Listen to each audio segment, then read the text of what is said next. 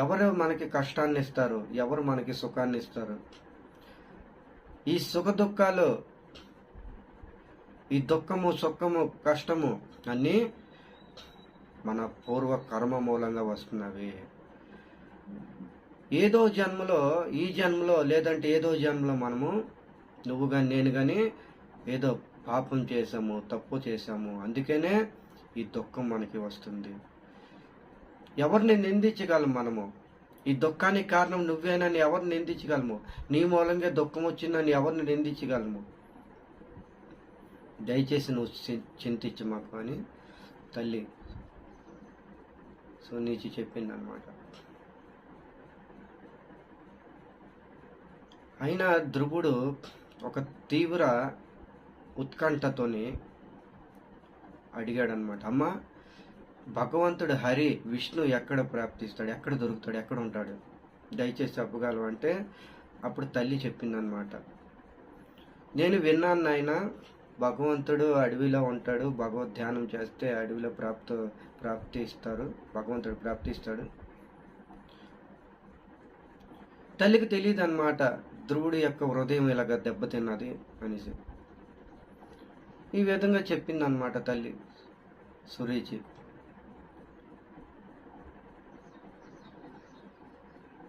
తల్లి చెప్పిన వెంటనే 5 సంవత్సరాల పిల్లవాడు ఇల్లు తల్లిని అన్నీ విడిచి అరణ్యానికి వెళ్ళిపోయాడు అనమాట. అక్కడ నారద మహర్షి యొక్క కృపకి పాత్రుడయ్యి ఓం నమో భగవతే వాసుదేవాయ అనే మంత్రోచ్చారంతో తపస్సు చేయడం మొదలుపెట్టాడు అనమాట. ఆ తపస్సు ద్వారా మొత్తం లోకాలన్నీ హల్లకొల్లాలమయ్యేవి, వాయువు స్తంభించింది. సమస్త దేవీ దేవతలందరూ కూడా భగవంతుడి దగ్గరికి వెళ్ళి చెప్పారనమాట. అప్పుడు భగవంతుడు వాళ్ళకి ధైర్యం ఇచ్చి పంపించాడు. ఇది ఎవరు ప్రభావం కాదు, అసుర ప్రభావం కాదు, నా భక్తుడు ధ్రువుడి యొక్క ప్రభావం. మీరు ఏమి చింత చేయకండి, మీరు ఇళ్ళకి వెళ్ళిపోండి, నేను నా భక్తుడి దగ్గరికి వెళ్తాననేసి ఈ విధంగా ఘోరమైన తపస్సు చేయడం జరిగిందనమాట. సో ఈ విధంగా నేను చెప్పుకున్నాము. విష్ణు రావడం జరిగింది. తయేవ ముచ్యన్ నభయావురు క్రమే కృతవనామ ప్రయయుసినిష్టపం సహస్రశీర్ష పితతో గరుత్మత మధోర్వనం భృత్యదిదీక్షయా గత తవేవ ముచ్చన్ ఉభయ ఉరుక్రమే. ఈ విధంగా భగవంతుడు వాణి అన్నీ అభయ ప్రదానం చేసేది వాళ్ళకి చెప్పాడనమాట.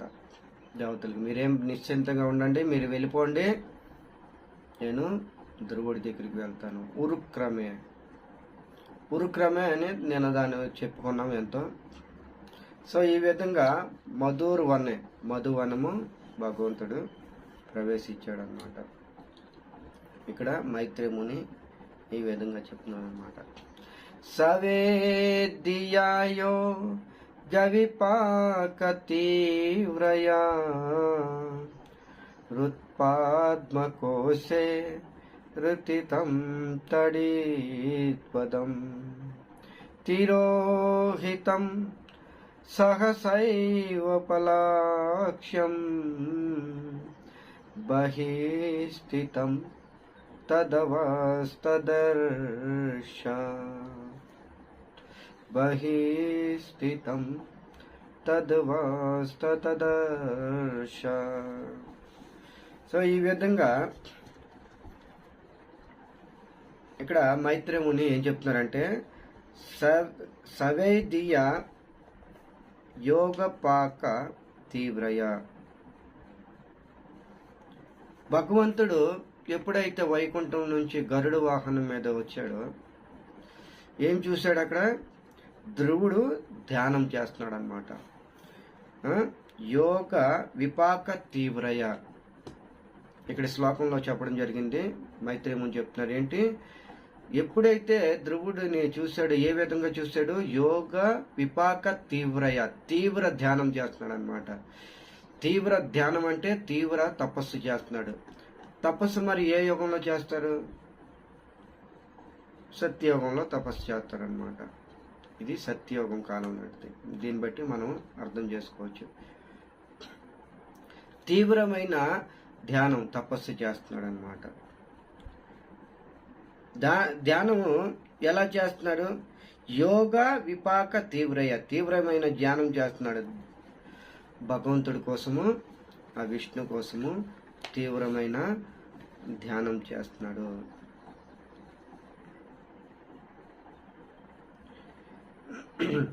ఇక్కడ అదే చెప్తున్నారు అనమాట. సవైదియ యోగ విపాక తీవ్రమైన ధ్యానం చేస్తున్నాడు అనమాట. తీవ్రమైన ధ్యానం చేసిన తర్వాత విష్ణు వచ్చాడనమాట. ఏ స్మరణతోనైతే ధ్యానం చేస్తున్నాడో, ఏ రూపం ఏదైతే ధ్యానం చేస్తున్నాడో, తడిత్ ప్రభావం, మెరుపు వంటి తేజము వెంటనే చూశాడనమాట. తీవ్రమైన ధ్యానం చేస్తున్నాడు. ధ్యానంలో ధ్రువుడు ఏ విధంగా చూశాడు? ఒక మెరుపు వంటి తేజం చూశాడనమాట. తన లోపల భగవంతుడి స్వరూపం ఏ రూపాన్ని అయితే ధ్యానం చేశాడో, ఆ ధ్యానము ఈరోజు ప్రత్యక్షంగా భగవంతుడిని దర్శనం చేసుకున్నాడు ధ్రువుడు. ఇక్కడ అదే చెప్పి సవేదియో యోగ విపాక హృత్పద్మకోశే సర్పితం తడిత్ భ్రమం.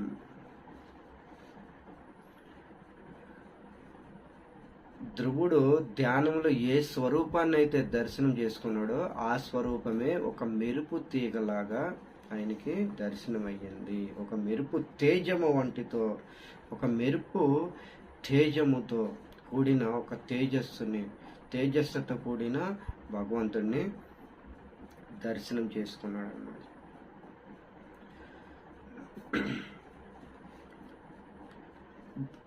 ఇక్కడ ఒక విషయము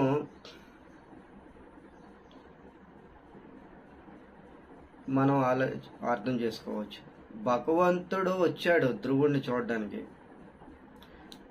చూడడానికి వైకుంఠం నుంచి భగవంతుడు గరుడి మీద రావడం జరిగింది. వచ్చిన వెంటనే ధ్రువుడు భగవంతుడిని చూడలే.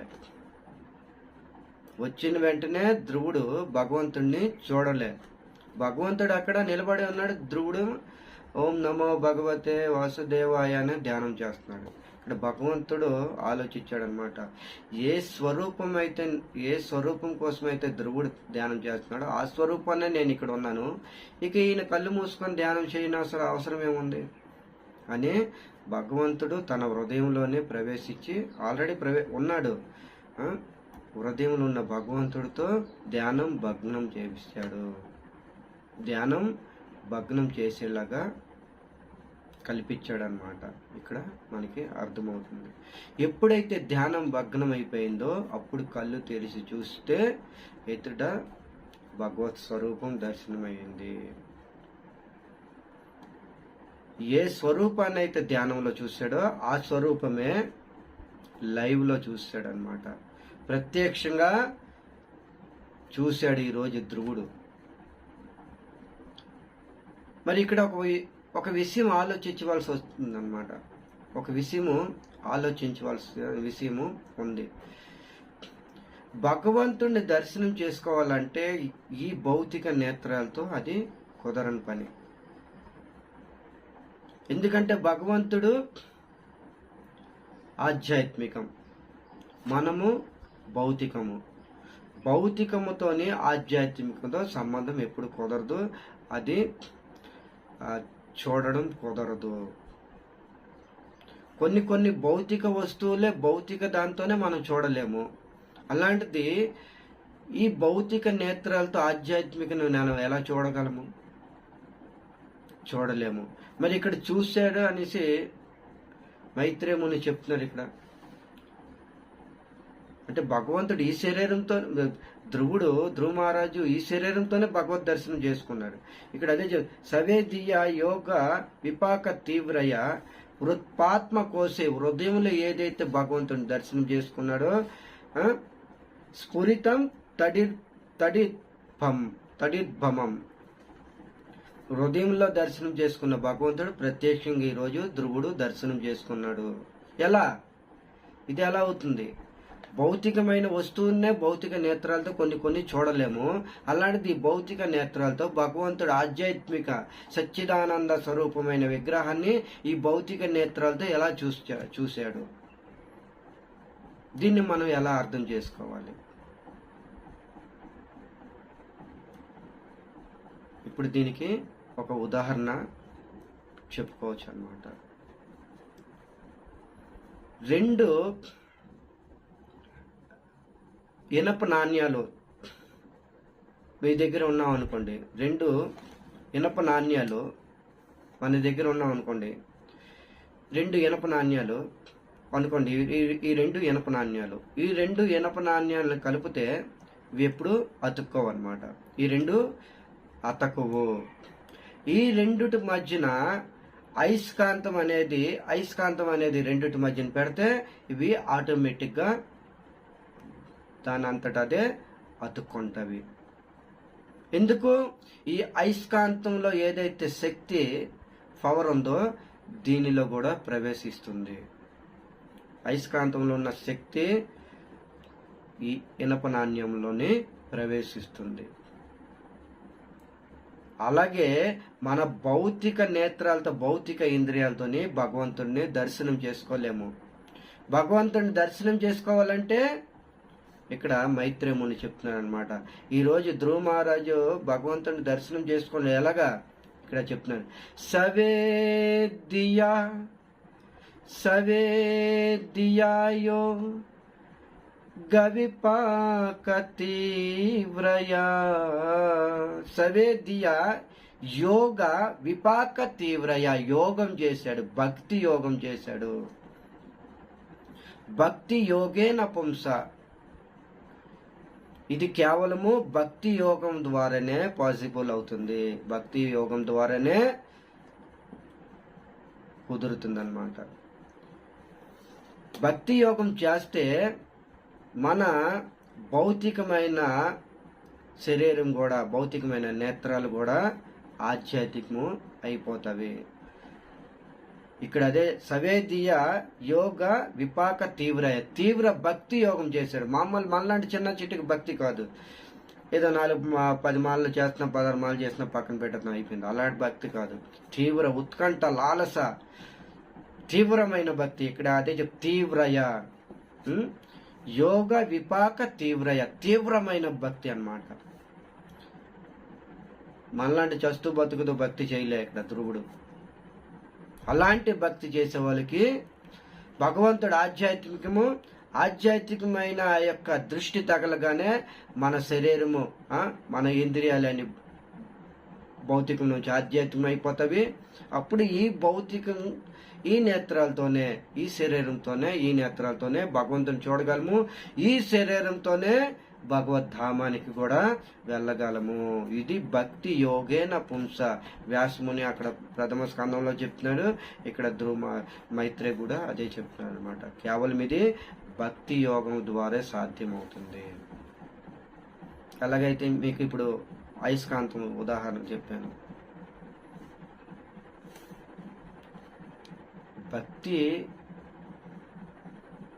భక్తిలో ఇంత శక్తి సమర్థత ఉంది, దాన్ని మనం అంచనా వేయలేకపోతున్నాం.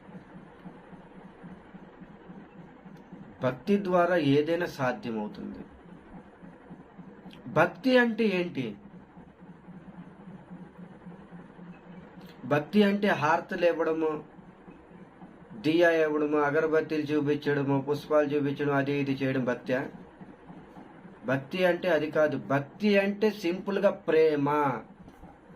భక్తి అంటే ప్రేమ. హారతి ఇవ్వడము, ధూపదీప నైవేద్యాలు పెడ, అది భక్తే. భక్తిలో అనేక అంగాలు ఉన్నవి. కానీ నిజమైన భక్తి కృష్ణ ప్రేమ. కృష్ణుణ్ణి ప్రేమించడమే భక్తి. ఇదే నిజమైన భక్తి. ఆ కృష్ణుడి ప్రేమ లేకపోతే మనం ఎంత వినినా, ఎంత జపం చేసినా, ఎంత తపస్సు చేసినా, ఎంత గీత భాగవత శ్రవణం చేసినా, కృష్ణ మీద ప్రేమ అనేది జాగృతం అవ్వకపోతే హృదయంలోని అది వృధా. మనం ఇవన్నీ ఎందుకు చేస్తున్నాము? ఉదయం లేచిన గాంచి 16 మాలలు జపం చేయమని ప్రభుపాదులు వారు చెప్పారు. నిత్యం భాగవత సేవయ్య, భాగవత శ్రవణం చేయమని చెప్పారు. భాగవతంలో ఎంగేజ్ అవ్వమని చెప్పారు. ఏకాదశి లాంటి వ్రతాలు పాటించమని చెప్పారు. 4 నియమాలు పాటించమని చెప్పారు. ఇవన్నీ దేనికి? కృష్ణ మీద ప్రేమ పెంచుకోవడానికే. మరి అలాంటి కృష్ణ మీద ప్రేమ మనలో రాలేదంటే ఇవన్నీ ఊకదంపుడు మాత్రమే. శ్రమ ఏవ కేవలం. ఇవి శ్రమతో కూడిన అదంతా ఊకదంపుడు మాత్రమే అయిపోతుంది. మనంతా చేసిందంతా కేవలము శ్రమే.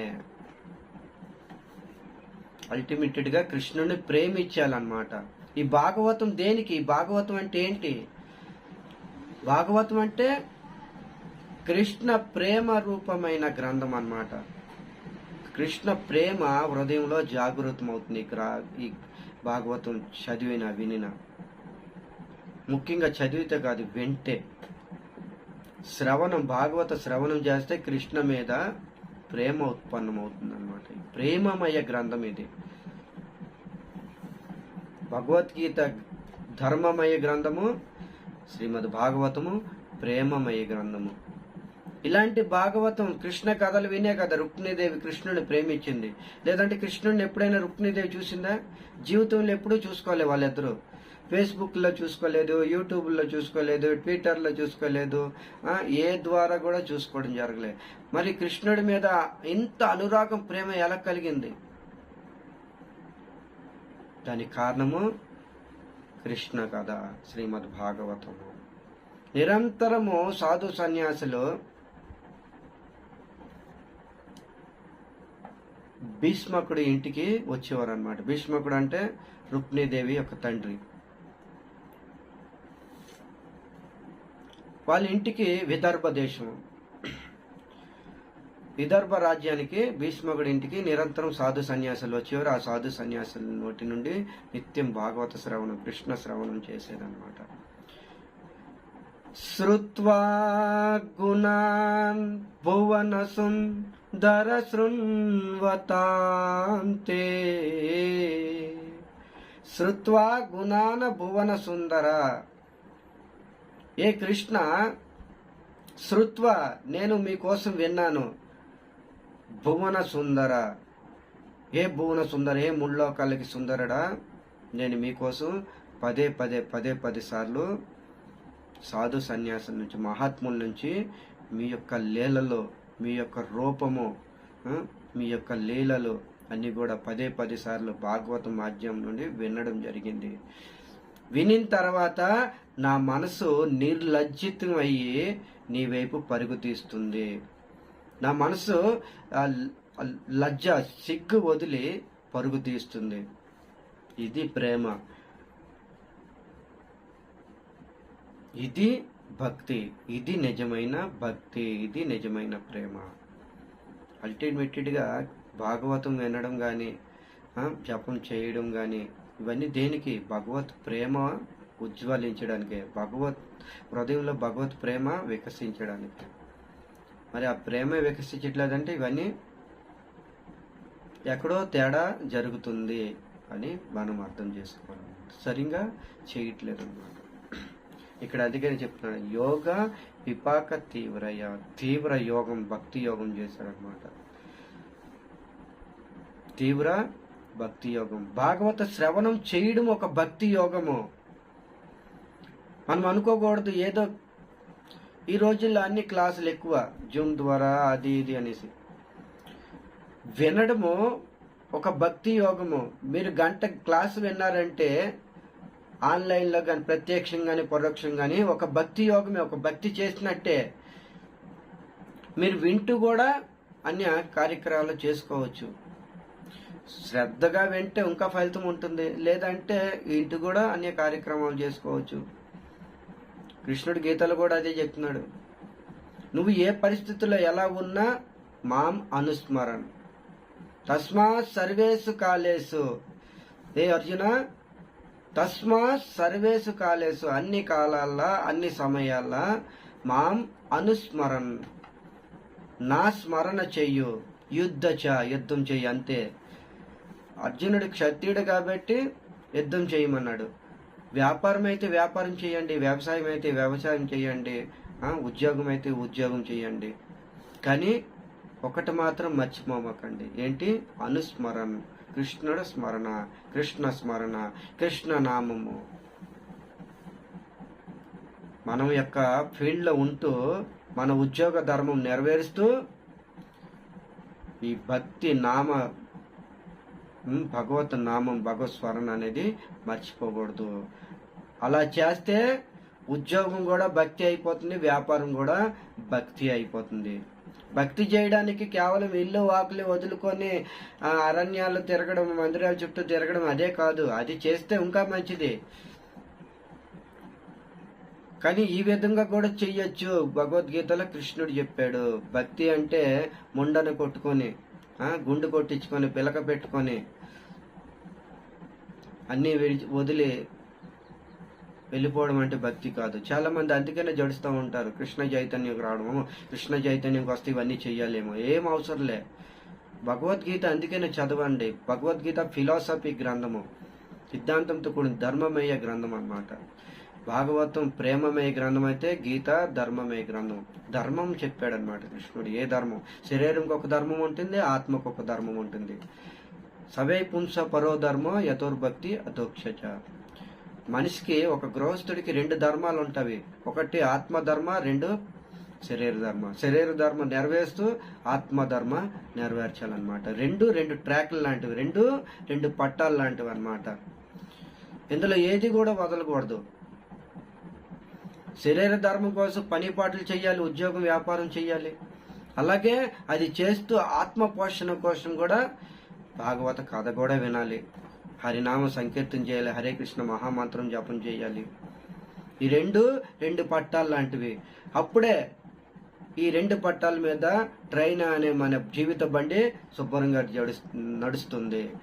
ఇందులో ఏది వదిలేసినా సరే మన బండి, మన జీవిత బండి షేక్ అవుతుంది, చివరికి పడిపోయే అవకాశం ఉంటుంది. ఈ రోజుల్లో మనం చూసుకోవచ్చు, గృహస్థ జీవితంలోని సరిగా పట్టాల మీద బండి నడవట్లే, షేక్గా నడుస్తుంది. దానికి కారణము ఇదే, సరిగా చేయట్లేదు. సో అల్టిమేటెడ్గా కృష్ణుని ప్రేమించాలి. ఋషికేశ సేవనం భక్తి రుచ్యతే. ఆ భగవంతుడు ఋషికేశుడిని ఈ ఇంద్రియాల ద్వారా ఆ ఇంద్రియాధిపతికి సేవం చేయడమే ఇదే నిజమైన భక్తి. మన ఇంద్రియాలు పూర్తిగా భగవంతుడి సేవలో ఉపయోగించడమే నిజమైన భక్తి. అంబరీష్ మహారాజు ఇవన్నీ చేసి చూపించాడు అనమాట. సో ఇప్పుడు దేని మీద ఇవన్నీ అంటున్నానంటే, ఈ మెటీరియల్ శరీరంతోని స్పిరిచువల్ అయిన, ఆధ్యాత్మికమైన భగవంతుడిని చూడాలంటే అది కేవలము భక్తి యోగం ద్వారా అవుతుంది. ఇక్కడ సవైదియాయో గవిపాక తీవ్రయా. ధ్రువ మహారాజు ఈ శరీరంతో, ఈ భౌతిక నేత్రాలతో భగవంతుని దర్శనం చేసుకున్నాడంటే దానికి కారణము భక్తి యోగము. భక్తి యోగము ద్వారానే అది పాసిబుల్ అవుతుంది. ఇక్కడ అది చెప్తున్నారన్నమాట. సవేదియాయ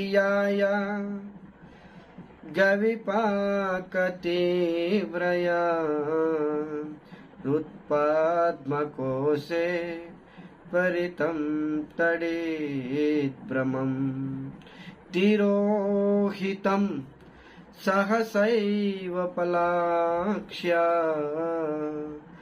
బహిస్థితం తదవస్తదర్శ.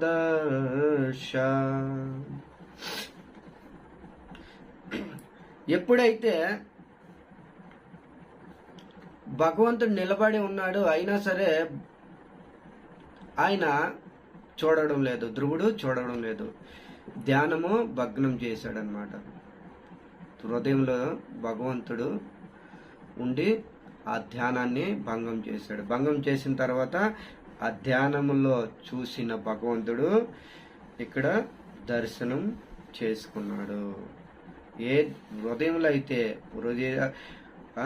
హృత్పాద్మకోశే స్ఫురితం తడిర్బరం, ఏ భగవంతుడినైతే హృదయంలో చూశాడో ఆ భగవంతుడు ఈరోజు ప్రత్యక్షంగా కనిపించాడు అన్నమాట. బహిస్థితం తదవస్థ దర్శనం, ధ్యానంలో చూసిన భగవంతుడు ప్రత్యక్షంగా ఉన్నాడనమాట.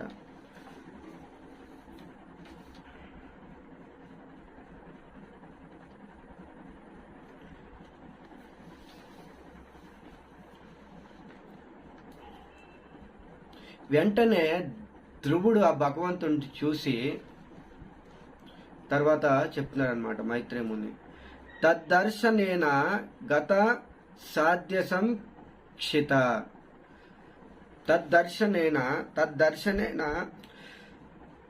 సాధ్యత క్షిత. భగవంతుడి దర్శనం తర్వాత ధ్రువ మహారాజు సంబరం అయిపోయాడు అనమాట. ఎంతో సంభ్రమించాడు, ఎంతో ఆనందం చెందాడనమాట. అంతులేని ఆనందం. ఉన్నట్టుండి మనము ఎంతో ప్రేమగా ప్రేమించిన ఒక వ్యక్తి అనుకోకుండా వచ్చేసాడు అనుకోండి, మనం ఎలా ఫీల్ అవుతాము, ఎలా సంభ్రమిస్తాం మనము. అంతులేని ఆనందం అన్నమాట, చెప్పుకోలేము అది. అలాగా ధ్రువుడి జీవితంలో జరిగిందనమాట.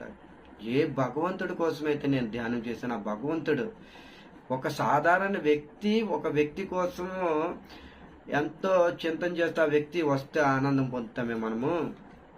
మరి అలాంటిది సచ్చిదానంద స్వరూపుడు సాక్షాత్ భగవంతుడే ఇక్కడికి ధ్రువుడి దగ్గరికి వస్తే మరి ధ్రువుడు ఎంత సంభ్రమించాలి, అది నోటి ద్వారా వర్ణన చేయలేరన్నమాట. ధ్రువుడు కూడా చేయలేకపోయాడు. ఏ భగవంతుడి కోసం నేనైతే ధ్యానం చేశానో, ఇంత తపస్సు, యోగ, భక్తి యోగేన తీవ్రమైన భక్తి యోగం చేసి ఆ భగవంతుడు ఈరోజు వచ్చాడా, ఆ హరి వచ్చాడా వైకుంఠం నుంచి, సంభ్రమం చెందాడనమాట, ఆశ్చర్యం చెందాడనమాట. రాముడు ఎంతో, ఎందుకు భగవంతుడి మీద అపారమైన ప్రేమ, నమ్మకము. ఎందుకు అలాగా సంభ్రమం చెందాడంటే ఎంతో ప్రేమ అన్నమాట. ఎంతో ప్రేమ, భగవంతుడి మీద అపారమైన ప్రేమ ఉంది. నమ్మకం ఉండాలి. ఏదైనా సరే, ఏదైనా ఏ విషయమైనా సరే నమ్మకం ఉండాలి. నమ్మకంలోనే ప్రేమ ఉంటుంది అన్నమాట. నమ్మకం లేకపోతే అక్కడ ప్రేమే ఉండదు. సో ఈ విధంగా ధ్రువ మహారాజుకి ఈరోజు నమ్మకం ఉంది కాబట్టి ఆ నమ్మకంతో భగవంతుడు వస్తాడు అని నమ్మకంతోనే అంత ధ్యానం చేశాడు, తీవ్రమైన ధ్యానం చేశాడు.